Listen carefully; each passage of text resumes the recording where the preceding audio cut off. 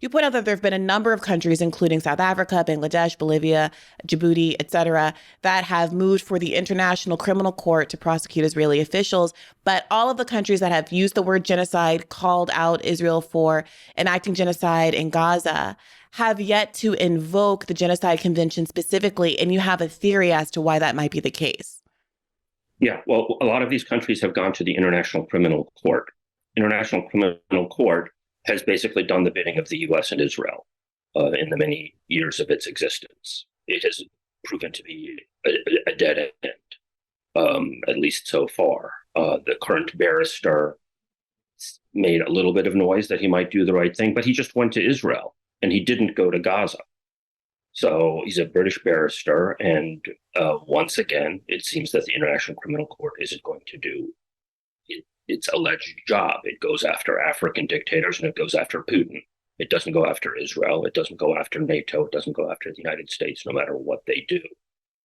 There's another legal avenue, which is, as you say, invoking the Geneva Convention, invoking the Genocide Convention, which Israel is a party to. It has signed that. Unlike the International Criminal Court, unlike a lot of other international documents, it has signed the Genocide Convention. Moreover, there's an article in the Genocide Convention that says that any party that's a signer to it can take another party if they even see the prospect that the name of the convention includes the word prevention. That is, you invoke this even to prevent, not just simply to punish genocide, but to prevent it. So if you see an ongoing genocide or potential genocide taking place, parties which are signatories to this treaty are rather obligated to invoke it. So far, none have done so. You can have South Africa, you can have Bolivia, you can have Colombia, you can have Turkey, you can have Iran, you can have Venezuela. All of these countries have either condemned Israel in the strongest terms or outright called it genocide. But none of them have yet invoked this treaty. It's especially important because the World Court, where this would be adjudicated, has proven to be somewhat responsive in the case of Palestine. Years ago, they had a ruling on Israel's wall that was quite critical of Israel. And they have also a ruling, a long-term ruling, which is also an advisory ruling on the occupation as a whole that's due out next year. This would be different. Applying the Genocide Convention can enact an emergency procedure, which would have more teeth than their typical advisory opinions. You would then be thrust again before the United Nations Security Council, and it would tremendously isolate the United States. You would have a finding by the World Court that Israel is guilty of genocide. It would put tremendous pressure finally on the International Criminal Court as well, because again, a World Court is finding that Israel is guilty of a genocide. That didn't happen by itself. There are individuals who enacted this genocide. I believe that you recently had Craig Mokhiber on, and he's been very good about elucidating that usually intent is the hardest part of genocide to prove. It isn't in this case. Israeli official after Israeli official have outright said, no water, no food, no electricity. That's genocidal intent right there. That is an open statement. There have been many such statements by high Israeli officials that is their intent.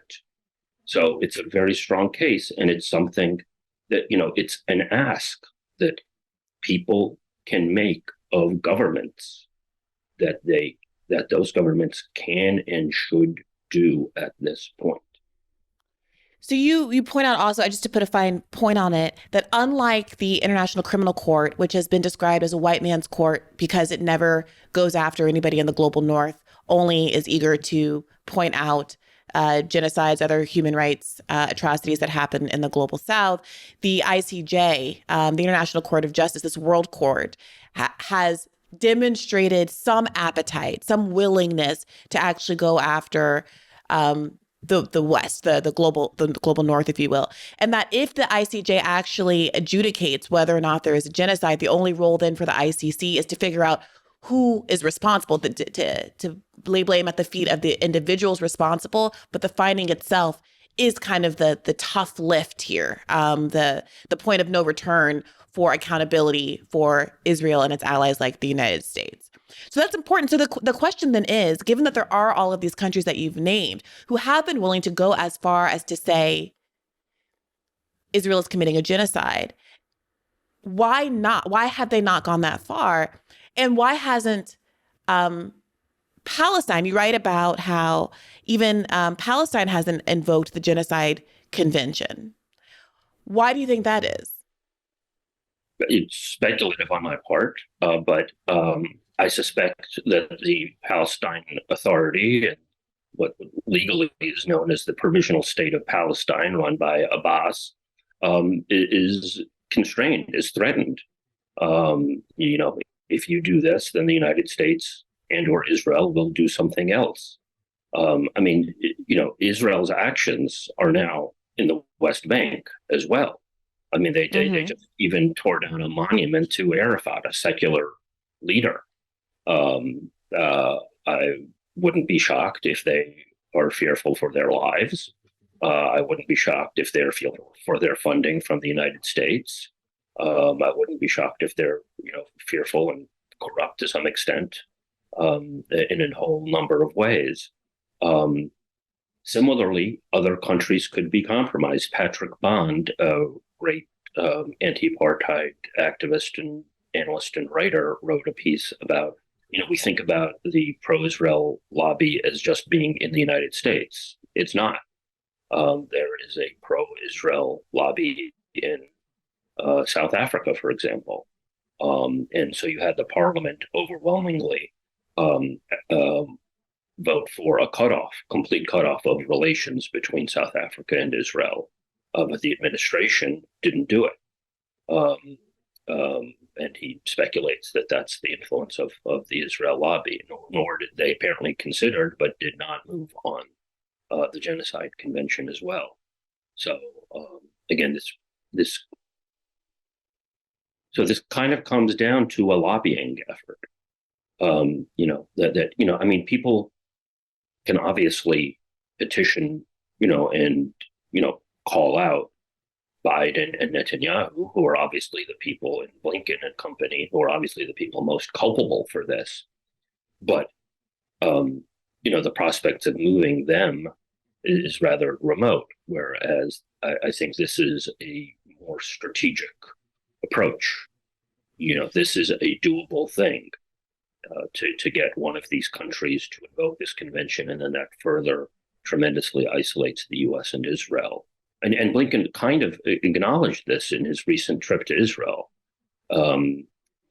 where he talked to Israel that the international costs are mounting on this. I believe that the U.S. administration is concerned that other countries could ratchet up the legal costs by doing things like invoking the Genocide Convention, and that it's possible that the Biden administration is more sensitive to this than Israel. Well, Sam, you also in this piece that I referenced from your Substack, you quoted another article as saying, as speculating that, quote, "I'm afraid the question of why Palestine has not invoked the Genocide Convention takes us somewhere very dark. It is Fatah who occupy the Palestinian seat at the United Nations, and the decision for Palestine to call into play the Genocide Convention lies with Mahmoud Abbas. It is more and more difficult daily to support Abbas. He seems extraordinarily passive, and the suspicion that he is more concerned with refighting the Palestinian civil war than with resisting the genocide is impossible to shake. By invoking the Genocide Convention, he could put himself and Fatah back at the center of the narrative, but he does nothing. I do not want to believe that corruption and a Blinken promise of inheriting Gaza are Mahmoud's motivators, but at the moment, I cannot grab onto any other explanation to believe in." So Fatah, go ahead, please. That could well be. Fatah, which is the dominant faction that Abbas represents now in the Palestine Authority, has grown incredibly corrupt. and could actually have such a level of animosity towards Hamas that deep down inside they don't actually want to stop this, and that they hope eventually to ride on the back of Israeli tanks into Gaza. There was a schism after Hamas won the elections in 2006 following Yasser Arafat's death, and so Hamas effectively presided over Gaza and Abbas over the West Bank, and so he wants to control both. That could well be an interpretation of why Abbas and company are not doing this, or are not urging other countries to do it. Apparently, again, we don't know what's going on behind the scenes, but that is one clear interpretation of what's going on here.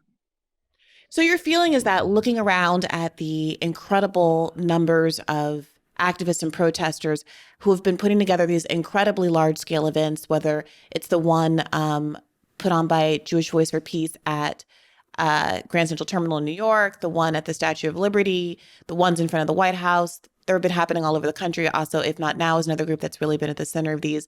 The multiple hundreds of thousands of people that were protesting in DC a few weeks ago, and on and on and on, that those protest efforts might be benefited by not just advocating for a ceasefire now, but specifically calling on the United States and any of these other governments who have shown some sympathy to the Palestinian cause and have been willing to say this is an ongoing genocide, to actually use the Genocide Convention, to invoke the Genocide Convention to start this legal process. And that instead of trying to push a U.S. government that frankly has demonstrated its lack of sympathy for Gaza, it should go ahead and try to influence those governments that already have demonstrated some willingness to cross these kind of international red lines. You could have activists in New York City going to the different missions, the Bolivian, the South African, the Pakistani, the Algerian, the Colombian, Chilean, the Belize, Cuba, all of these missions. It would obviously have a different tone than when you're targeting the U.S. government, which is directly, culpable in this genocide. Mm-hmm. But they could be visuals, just saying, look, we've all been arrested. We're transgressing the law in terms of trying to stop this slaughter from happening that Israel's now starting up again. And we are pleading with you to use the legal recourse that you have available to you. Indeed, you're a signer to this treaty to prevent genocide, and you can take it before the World Court under Article 9 of this treaty. And Israel is vulnerable to this. The details of this are interesting. The United States has a hold on that paragraph.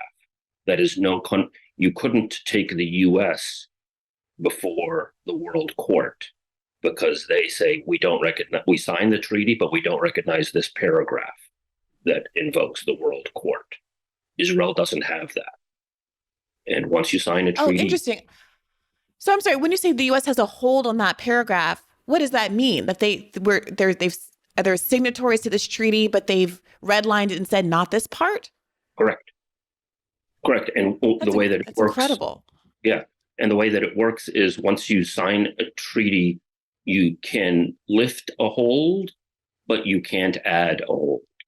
So Israel is stuck. There are other countries that have a hold. For example, Venezuela has a hold on that paragraph. So if Venezuela wanted to do this, they would have to lift their hold before they could invoke it against Israel. But they could do that almost instantaneously.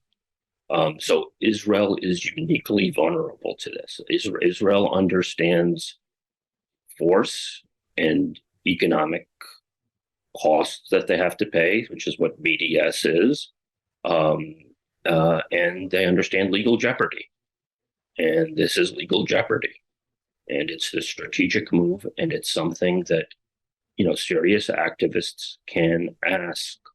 In Washington, D.C., people can go before embassies.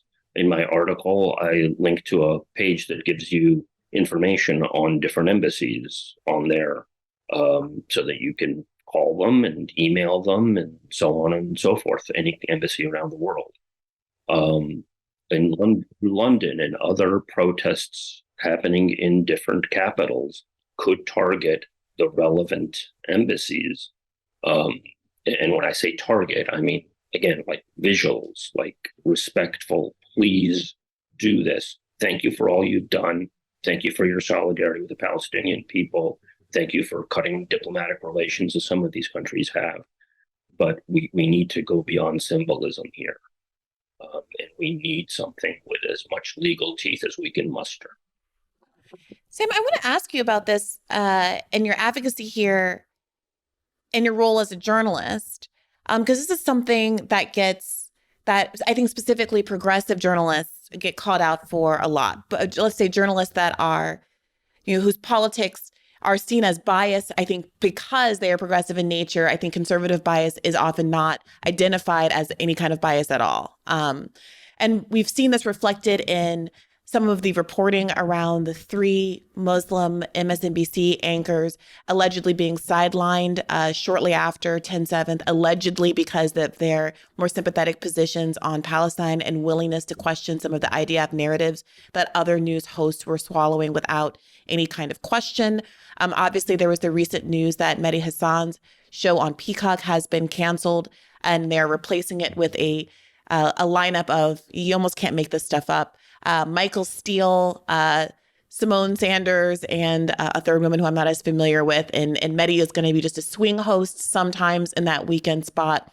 And I wonder how you've been negotiating your own kind of political feelings about this crisis, your kind of high profile stature as one of the few people who is able to have access and an opportunity to question State Department officials at these press briefings so directly, and to kind of talk about how you've been negotiating that role and how you frame questions in those situations and what your kind of goals are when you have that opportunity to directly question State Department officials about what's going on in Gaza and other conflicts as well. Well, in general, I prefer a direct confrontational approach to my questioning. I believe that if there isn't tension in the room, the briefing room, then there's probably more violence outside. That is, the government officials need to be called out on their machinations as clearly as possible. First off, there was breaking news about a Red Cross truck being hit, apparently by Israel. Do you have knowledge? I don't get notifications of that stuff when I'm up here, Sam, but I'm happy to check. And several hours ago, I mean. I don't have any specific updates on that specific report. You accept Israel's premise that it is actually targeting Hamas and not the civilian population of the Palestinians in spite of all of this evidence? We do. We accept the premise that Israel is undertaking a military operation to degrade Hamas, to target Hamas, and to do everything it can to hold Hamas accountable for its terrorist attacks on the Israeli people on October 7th. Reports are of over 10,000 civilians and over 4,000 children. Sam, I'm not disputing. How many Hamas dead have they got? Sam, I'm not disputing that there has been an immense impact on civilians over the course of this operation, that there have been an immense number of civilian casualties over the course of this operation. We have been very direct with our Israeli partners about the fact that there is an imperative to target Hamas terrorists and not civilians, and we will continue to raise that, and we have made so very clearly that we believe that there are additional steps that can be taken to minimize the impact on civilians. But your question was, do I take issue with their stated intent of targeting and undertaking Hamas? I do not. No. I wasn't asking that at all. I was saying, do you accept at face value, in spite of all of the evidence? We have no reason to not accept that Israel is undertaking an operation with a stated intent of targeting Hamas and degrading Hamas. I know that's their stated intent. I'm just saying, that the evidence of hospital after hospital and school after school undermines that, wouldn't you say? Sam, we have been, it's not the first time you've heard me say this, we have been very vocal about the fact that steps need to be taken to minimize the impact on civilians. We recognize that there has continued to be an increasing impact on civilians over the course of this operation, and will continue to be very direct with our Israeli partners that this operation needs to and should be conducted in accordance with international law, and that there is a strategic and moral imperative to do so. But that does not change the fact that Hamas also is an entity that continues to use Palestinian civilians as human shields, that has integrated and co-located itself with schools, hospitals, and other critical civilian infrastructure. Hamas is a group and it's a terrorist organization that is bent on hijacking the political future of Palestinian civilians, and there is a clear track record of that. I sent our exchange from Monday around to a series of international lawyers. I don't know if you're familiar with Richard Falk. He's a very prominent international lawyer, taught at Princeton for years, was the UN rapporteur. He emailed back to me, Gaza remains, from the perspective of international law and the UN, an occupied Palestine territory subject to the Fourth Geneva Convention. I don't believe that Israel recognizes the Fourth Geneva Convention for all of these decades. I don't know what U.S. policy is on that question. So that's one question. This means that Israel is an occupying power and has a primary obligation to safeguard the safety of the civilian population. It is entitled to take reasonable, lawful measures to restore its security in the aftermath of such an attack, referring to October 7th. As such, it has no international legal right of self-defense. Even if it had such a right of self-defense, it would have no legal or moral basis for engaging in a genocidal assault, the character of which has been strongly confirmed by Israel's top leaders.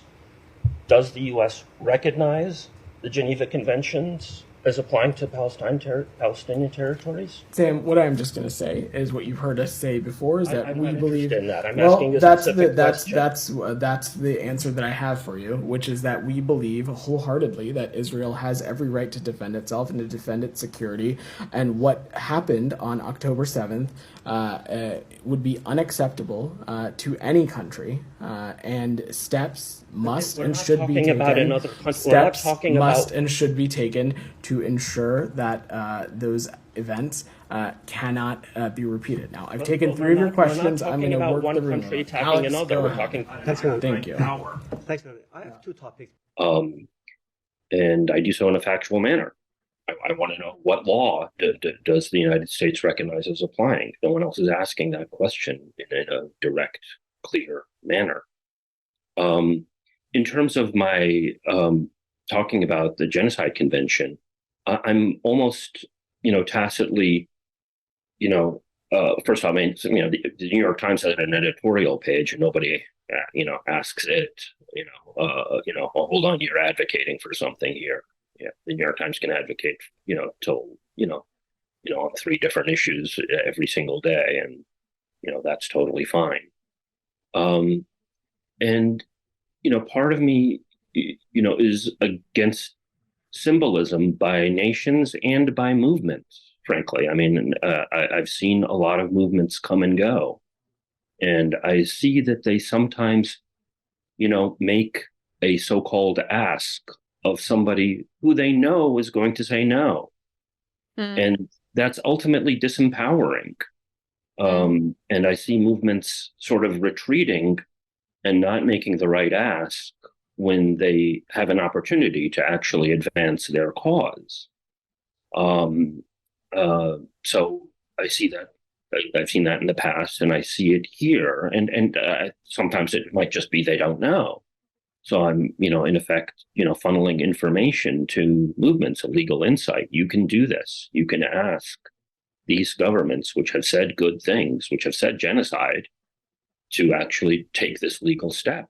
And that could actually dramatically increase the possibilities of ending this conflict of what your stated goals are. Hey YouTube, thanks for watching. Just a reminder that this is a podcast. You can catch an extra premium episode every Monday for $5 a month at patreon.com/badfaithpodcast. That's patreon.com/badfaithpodcast for $5 a month. an extra episode every week. Additionally, please do consider liking this video, subscribing to this channel. It helps us out. It helps independent media beat the algorithm. We appreciate you. And as always, keep the faith.